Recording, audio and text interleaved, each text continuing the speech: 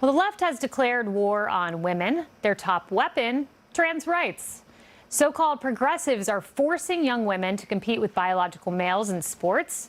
They call it the human rights struggle of our time. Congresswoman, do trans rights come before women? Do trans rights come before women's rights? Trans rights are human rights, and human rights are first for everyone, right? We're humans. We're human.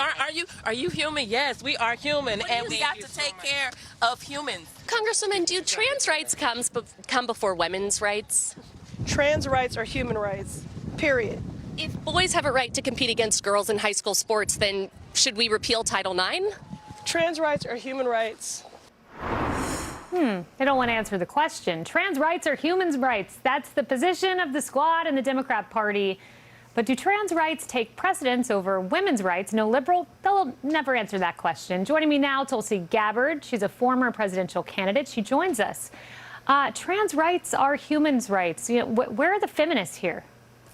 That's a great question, Kaylee. You know, two things I want to point out in their repetition of that mantra: trans rights are human rights. Well, women's rights are also human rights. We are also women, but they refuse to say the word woman.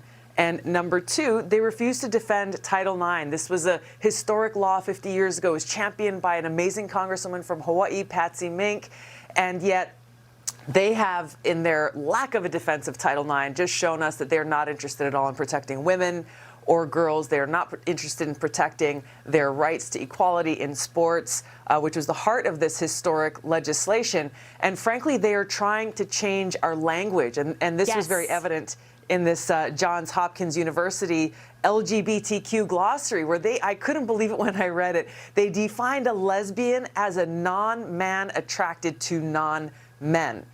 Even in that definition, they refuse to use the word woman. And that's where this is such a bigger issue than sports itself, because they're trying to change our language, which is how we see the world. It's how we communicate to each other. They are trying to erase women as a category of people. They're starting with the word woman, and the Democratic Party is leading the most anti-woman movement in history in doing so.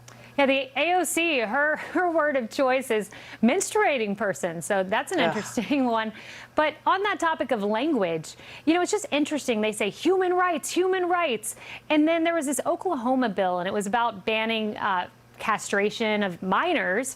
And the activists there protesting used the word, this will be a genocide. And, you know, I just think to myself, genocide? Genocide is what they're doing to the Uyghurs in China, where their birth rate's down 60% by a dictatorship. But they use genocide here. They use human rights. Their language is so extreme.